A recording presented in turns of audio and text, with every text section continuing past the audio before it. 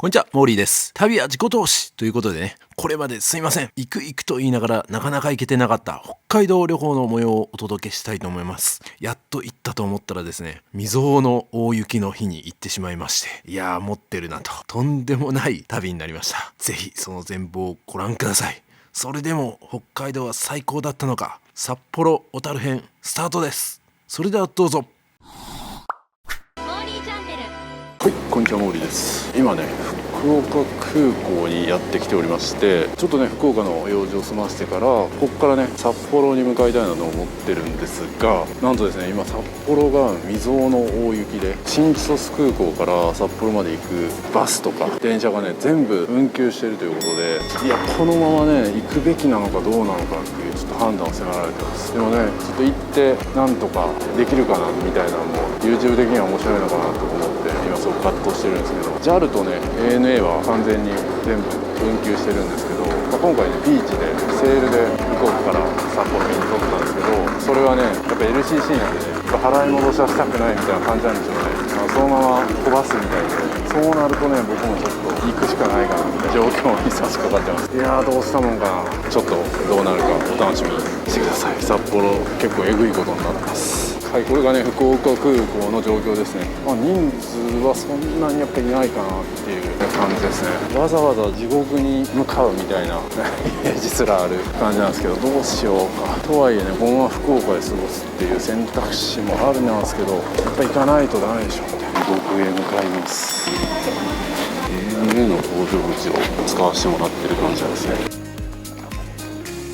お待たせいたしました。ご搭乗ありがとうございます。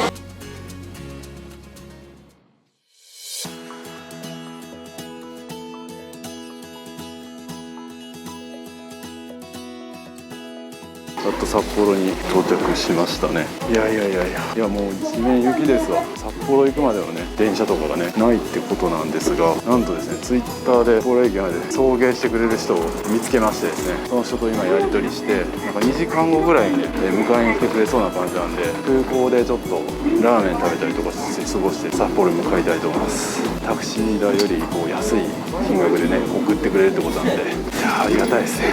これぞちょっと YouTube っぽい旅じゃないですか。はい、今荷物を受け取りまして、今から空港を散策したいと思います。普通だったらねこのまま電車乗ったりとかするんですけども、動いてないそうなんで今回1万円で送っていただけることになりました。しかも急ぎでねお願いして、タクシー使うよりは安いって感じですね。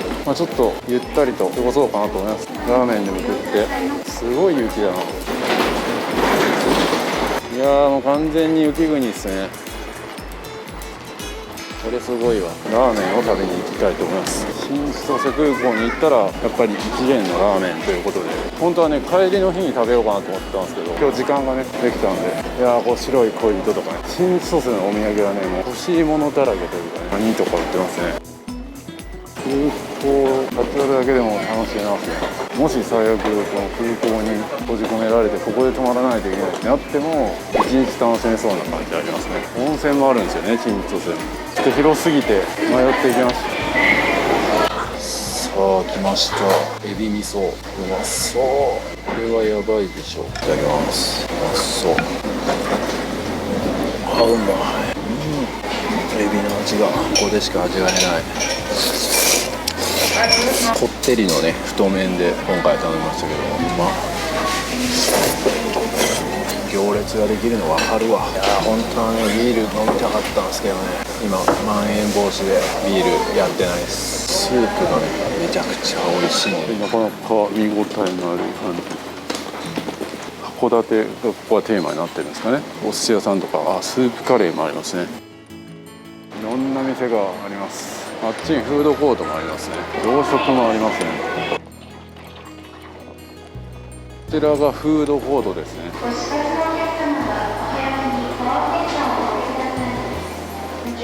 ライトが見えます。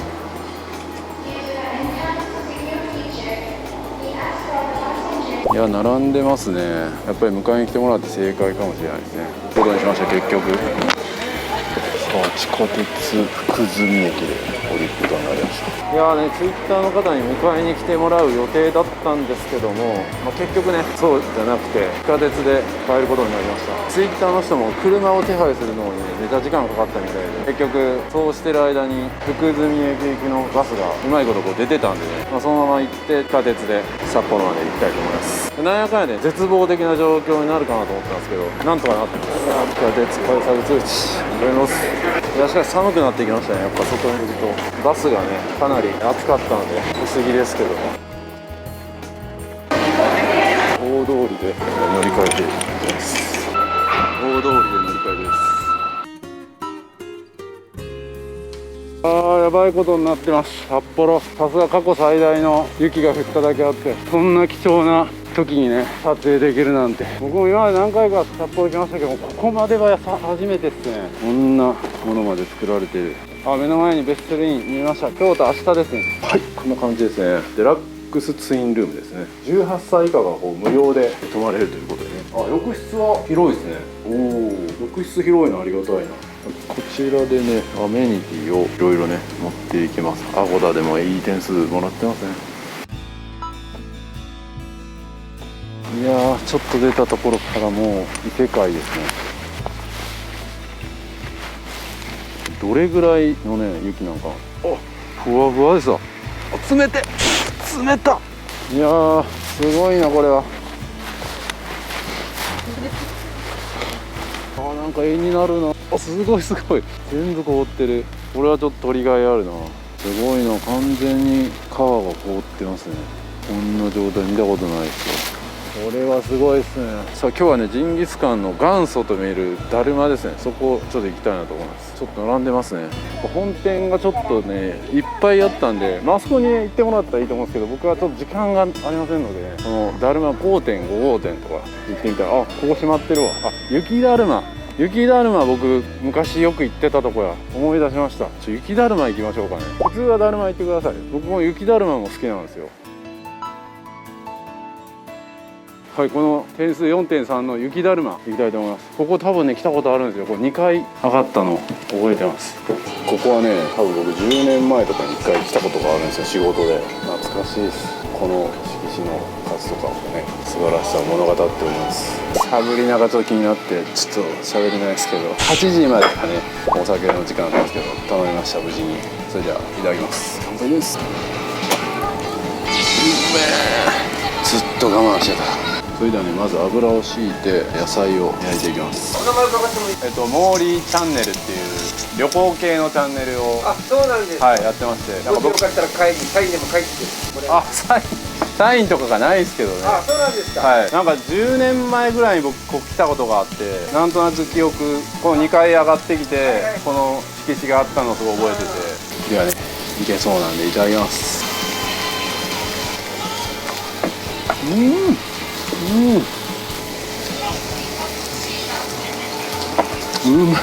いやー札幌までねはるばるですよ。まさに今日も札幌に来れないかと思ったんですけど、なんとかねこう引き寄せて何の問題もなく来れて本当に良かった。しかもビールもちょうど1分前に強くまで来て最高ですね。やっぱジンギスカンこれ食べるためだけに札幌来てもいい。野菜もうまい。希少部位のねラムタンとラムハツ。僕ね札幌結構久しぶりです。多分 3,4 年空いたと思うんですけど、やっぱり北海道別格っすね。ハマっちゃいますねこれ。お金は使っちゃいますけどね、やっぱそれだけの価値がある場所。じゃあラムハツいただきます。あっさりですね。ちょっとやっぱ牛とは違う味わいがあって美味しいですね。ちょっと獣感あって僕は好きです。油感もないからすごいヘルシーな感じですよ。タンパク質だけしっかり補給みたいな。じゃあラムタンいただきます。岩塩でいただきます。これもヘルシーな味やな。ジンギスカンも食べて帰ってきて、セイコーマートですね。北海道のコンビニといえばセイコーマートということで、このセイコーマートのねこの北海道メロンソフトいただきます。これは人気出るの分かるわ。いろんなシリーズが出てて、北海道牛乳とかクリームなんとかとかチーズなんとかとかね。そそれでは今から朝食の美味しいホテルランキング2012、日本全国4位のね朝食を食べたいと思います。美味しい海鮮丼の作り方ということで、海鮮丼が作れちゃうんですね。450円もする丼を食うともう飲めちゃうんですね。酢飯も用意されてまして、ホタテも食べ放題ですよ。やばくないですか？全国4位のね朝食取ってきました。いやー、こんな贅沢なね朝食あるんかなっていう。セルインさん朝食、さすが全国4位ですね。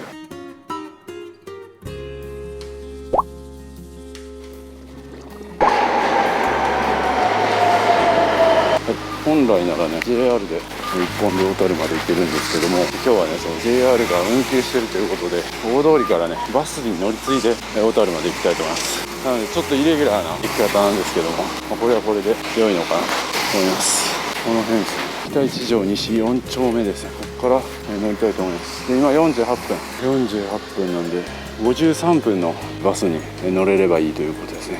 53分まで待ちたいと思います。なんとですね、完全に反対側のバス停に降りましてですね、慌てて逆側のねとこまで歩いてきました。なのでちょっとね、本来乗るべきだったバスに1本乗り遅れてしまったんで、ちょっと小樽到着が遅くなるんですが、お店の方に電話したらですね、本当は閉めようと思った時間が2時だったらしいんですけど、待っといてくれるということで本当にありがたいですね。たくさん食べないといけないかなという感じです。まさかのバス運休でタクシーで来ます。さあタクシーにね送っていただいて、高速代込みで1万ちょっとぐらいで着きました。痛い出費ですけど、今日はもう棒に振ることを考えたら仕方なかったですし、タクシーの運転手さんにいろいろとねこうビジネスの話になりまして、ちょっと全然タクシー代回収できるやみたいな情報なんかも聞いたので、これもね一つ旅の醍醐味だなというふうに思ってます。早速ね小樽駅着きました。小樽の方は結構その雪そこまでねめちゃくちゃ大変って感じではなさそうですね。じゃあちょっと今から海鮮丼食べにね三角市場の方に向かいたいと思います。小樽待ってもらってるんですよね。2時20分ぐらいまでちょっと待ってほしいみたいな感じで、あとで帰りのこともねちょっと考えないといけないですけど、最悪は道民員とかもあります。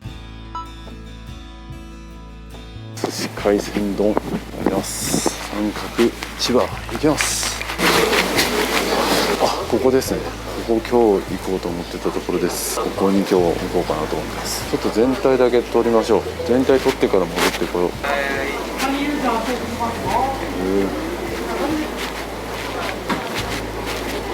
あ、ここもなんか僕来たことあるかも。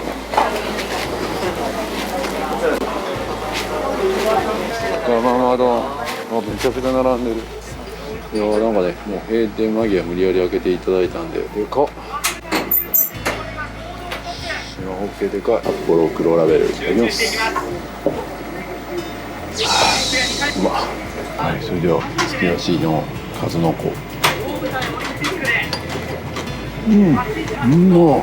数の子も違うぞ。なんか来ました。島ホッケめっちゃくちゃでかい。これやばいっすよね。まずね島ホッケちょっといただきます。でかいな。でかい。あ、匂いもいい。うわこれです。やばいの来ました。三色丼、特にねホタテがおすすめとのことなので、ホタテを噛みしめながらね食べたいと思います。ホタテが甘っ。めっちゃ甘い。このホタテプリプリ味。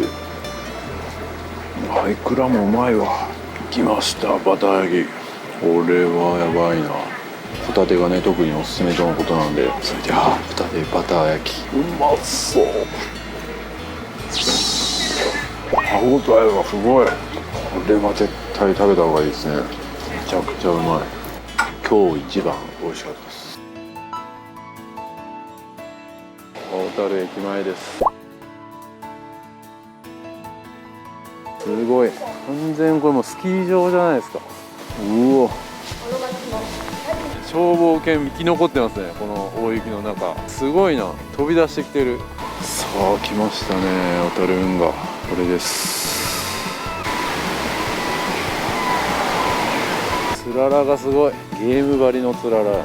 それ以上にこの自分が歩いてるとこがねもうなんかスキー場なんですよ。こんなんだったらボードのブーツ履いてくればよかったっていうレベルですね。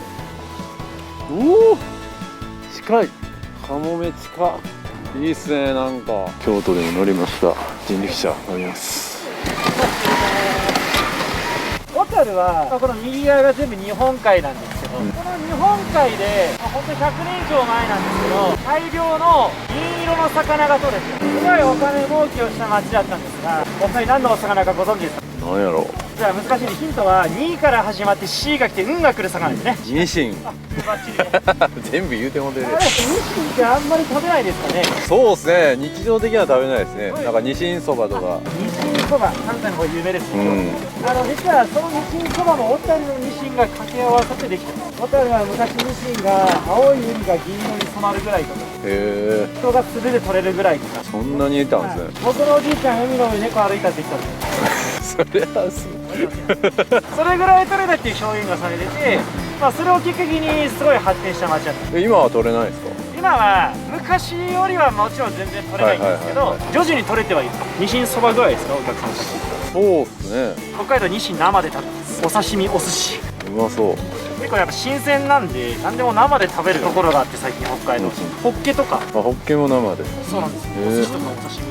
ないですよ。ないですね。ちょっと今の時期は出回ってるとこ少ないんですけど、それも生で食べたりする。どういう時期になるんですか、それは。ホッケはもうちょっと夏の方です。ウニも夏って言ってましたね。小樽産のウニは6月から9月ぐらいが旬。その時期じゃないと解禁されないんですよ。他の時期に来ていただいても食べれない。北海道のウニ食べたら世界変わります。僕はあるんですよ。夏にも来たことがあって。本当違いますよ。違いますね。甘いっすもんね。甘いっすね、本当に。なんでもう雪解けたらまた来るしかないです。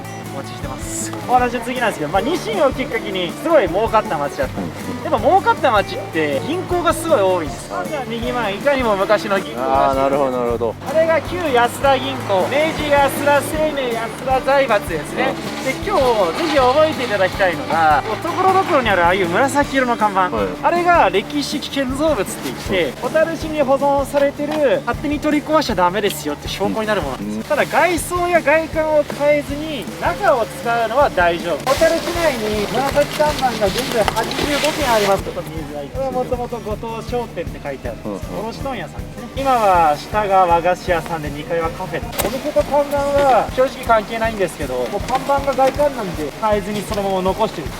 この勢いだったら85個さらっと見つけれそうです。そんなところにあるんで、ちょっと見えづらくて申し訳ないんですけど、左手にファミリーマートが見えてます。小樽海が周辺のコンビニはちょっと色を変えてます。ちょっと濃い。そうですね。京都みたいな感じ。これ旧三井銀行、今やでいう三井住友銀行ですね。一番でかいですよ。2002年まで実際に銀行として使ってます。なんで普通に ATM 入ってます。ずっと使ってなかったんですけど、ちょっと前から株会社 CM でおなじみ、お値段以上といえばニトリ。ありがとうございます。ニトリさんが今美術館に来てます。ニトリ北海道あちらです。ちょっとご覧いただくとお二人漢字でなんて書いてありますか？ニトリ。そうなんです。社長さんの本名です。ニトリだからニトリ。今全部で123って3つ美術館があって、さらに1個増えそうです。儲かってますいね。やーすごいですね。お値段以上の買い物します。そうですね。そのうち小樽市からニトリ市に変わるんじゃないですか。まで歩いていただくとモールゴールドの本館ですね。今日はこちらで教えていただきますので、ありがとうございます。大変ご視聴ありがとうございました。こちらこそありがとうございました。人力車乗りました。2回目ですね。やっぱ楽しかったですね。もうちょっと短い時間にしたんですけどね、最大限楽しめるようにねやってくれました。皆さんもぜひね小樽に来た際は乗ってみてください。でここからねちょっとルタオに向けてこの商店街というか歩いていきたいと思います。先ほどのね話を僕なりに要約しますと、小樽っていうのは昔ニシンがめちゃくちゃ取れてすごく儲かった町だと。その関係で儲かった商人たちが増えると、そこにお金を借りてくれという、銀行が集まってくるということで銀行がたくさん立ちましたと。でそれがだんだんこうニシンが取れなくなってきて、この小樽もちょっとずつ貧しくなってきて銀行も撤退したりとかしたりして、その建造物だけが残っていると。で今その建造物を生かして宿泊施設だったりとか、いろんなお店とかができてこう観光地化していってるっていうような現状ですね。オルゴールド滑りますね。すごいねこれ。すごいねお店見つけました。この社長が集まるには訳あるって手相とかねなんか軽く見てくださって、こういう流れになりますよみたいなね話をいただきまして、そのお守りなんかをね売ってるみたいな感じです。ルタオのね本店に来たんですが5時7分なんですが、雪のため5時に閉店と。本来なら6時なんですけどね。でちょっとなんとかケーキ売ってくれないかとお願いしたんですけど、ドゥールフロマージュが売り切れということで残念無念です。こんな雪の日もクルーズはやってるんですよ。はい、小樽駅に戻る途中にね、小樽名物パンジュっていうんですけどね、そのパンジュ買ってみたいと思います。と言ったらベビーカステラも小樽名物って書いてますけどね、ちょっと中でおすすめ聞きましょう。あ、全然ないよ。ベビーカステラも結構有名なの。有名です。じゃあ今日ベビーカステラ10個。もういつもすぐ売り切れるんですか？いや、そんなことないんですけども、はい、じゃあ許可いただいてますんで、パンジュが売り切れてたんでベビーカステラね買ったんですけど、尼崎でね修行してきたようで、尼崎といえば僕兵庫県のね神戸の人間でも美味しいと感じるか。なんか一瞬あっさりなんですけど、必要な甘さはねしっかり出しててめちゃくちゃこだわってるなって感じです。いや、おすすめですね。パンジュも次じゃあ食べてみたいな。なんとですね、運休してた電車がですね、19時58分から札幌駅が復活するということで、なんとか帰れそうです。今がね、6時24分なんで、ちょっとなんかここら辺で食事して帰りたいと思います。本当はね、札幌で食べようかなと思ってたんですけど、予定変更です。いやー、やっとね、列車が動き出すんですけど、すごいな、こんな状態で走るんですね。ございます。お寒い中、大変恐縮ですが、ご利用のお客様。今ね、小樽から札幌に戻ってきてですね、10時17分です。本当はですね、この札幌に戻ってきてから夜景を日本新三大夜景ということで札幌がね選ばれているってことで、札幌藻岩山ロープウェイっていうところに乗って藻岩山山頂展望台というところから夜景を見る予定だったんですけど、最終便がね9時半だったんですよ。でもね、電車が着いたのが9時10分ぐらいだったんで、もう間に合わないということで落ち込んでたんですけど、いろいろちょっと調べてみると、なんとかねタクシーで行けそうな場所が旭山記念公園っていうところが夜景が見れて閉店時間みたいなのなくて、車を横付けして見れるみたいな感じだったので、ちょっとねそこ行ってみたいなと思います。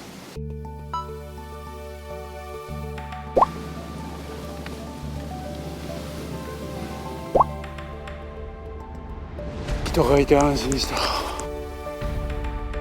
お、ちょっと夜景が見え始めてきた。さあ、夜景が見え始めてきた。おお、なかなかの絶景です。おお、来た。素晴らしい。これが札幌の夜景です。これも素晴らしい。いやー、見れてよかった。はい、今日のね夜は、食べに行こうかなと思ったんですけども、ちょっと時間も遅くなっちゃいましたし、食べに行かなくても楽しめることがあるんじゃないかなということで、小樽でね買ってきました。どさんこぎび行きました。どうなんて話ですよ。いただきます。はい、今日はねこんな感じで撮りました。昨日撮らなかったものを中心に撮りました。はい、それでは海鮮丼いただきます。飛び子をね今日は撮ったんで、うまい。はい、ホテルねチェックアウトしました。なんというスキー日和。いや晴れちゃいましたね。しかもね、今日も JR 新千歳便がついにね復旧したそうで、無事に帰れそうです。空港にね戻るまでに、何しようかなと思ったんですけど、観光スポット行っていいかなと思うんですけど、やっぱグルメを抑えとかないといかんだろうということで、まだ行ってないスープカレーの店素揚げプラスですね、ここに行きたいと思います。ここは以前僕北海道の人かな、ここおすすめですよっていう感じで連れて行ってもらった記憶があります。そこにもう一度行きたいと思います。雪かきもしてますし大変ですね。こんな感じです。やっぱり昨日ねタクシーの人とかとも話してても、かなりやっぱ特別だと、こんなことになるなんてないみたいなね話されてたんで、逆にこの貴重な状態をね楽しみたいなと思います。ちょっと油断するとね、ほんますぐ足滑らすんですよ。もう並んでますね。いろいろね頼み方があるみたいで、どれにしようかなっていう感じですけどね。どれもうまそうだな。ラベンダーポークの炙り角煮カレーとかもそうですけどね。人気の定番メニューパリパリ知床どいて、これですかね。やっぱり定番メニューまず紹介していきましょうか。ラ・フランスラッシー来ました。いただきます。うまいな、抜群にうまいわ。これの3倍ぐらいの量が欲しい。果肉が入ってきた。ラ・フランスのラ・フランスってね、もともとなんか違う名前やったんですけど、こうラ・フランスって名前を変えることによって売り上げはめちゃくちゃ上がったんですよね。こうネーミングが大切っていうね、一つの例なんですけど、まあラッシーのね、ちょっとヨーグルトテイストなんでラ・フランスの味ですわ。今ね、ちょっとラ・フランスについて調べてみると、もともとね、山形県でまあ今作られてるんですけど、もともとミラグ梨っていう見るに耐えない梨みたいな名前がついてて、まあ、それをラ・フランスって名前に変えたら売れたと。実際今ね、栽培されてるのはなんと日本だけなんですよ。フランスではもう作られてないってことなんですよね。他の洋梨に比べて実をつける期間が1ヶ月ほど長い上に病気にかかりやすく栽培に手間がかかるため、フランスでは絶滅してしまったと。でもフランスから持ち込まれたんですよね。で今は山形県で8割が栽培されていると。豆知識ですね。明日会社で使ってください。さあ来ました。いただきます。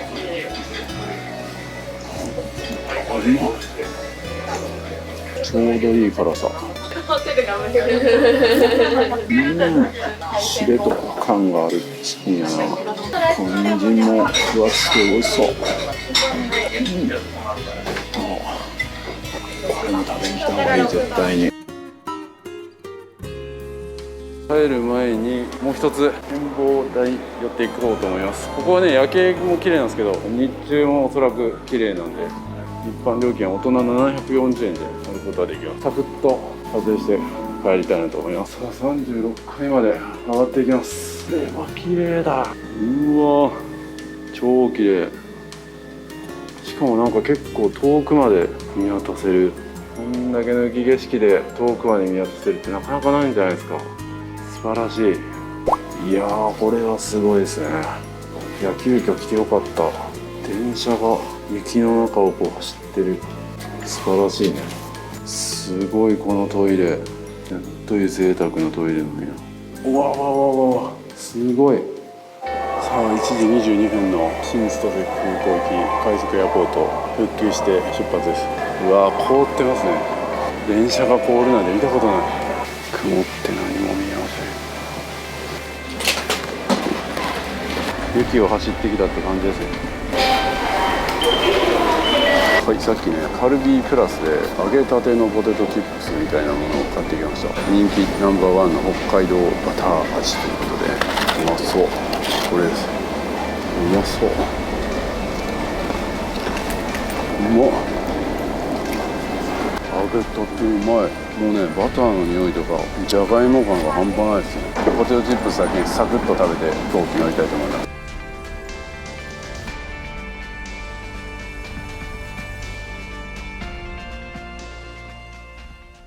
いかがでしたでしょうか。いやー前代未聞のね大雪のおかげで、YouTube らしいなかなか意外性のある旅になりました。普通はねここまでなことにはならないと思いますけども、やっぱりそれでも北海道は最高でしたね。いやいや北海道はねまだまだ他にも素敵なところがたくさんあります。これからもねちょっとずつ北海道別の地域も訪れて魅力をどんどん伝えていきたいと思います。今回の動画が良かった場合は高評価コメントぜひよろしくお願いいたします。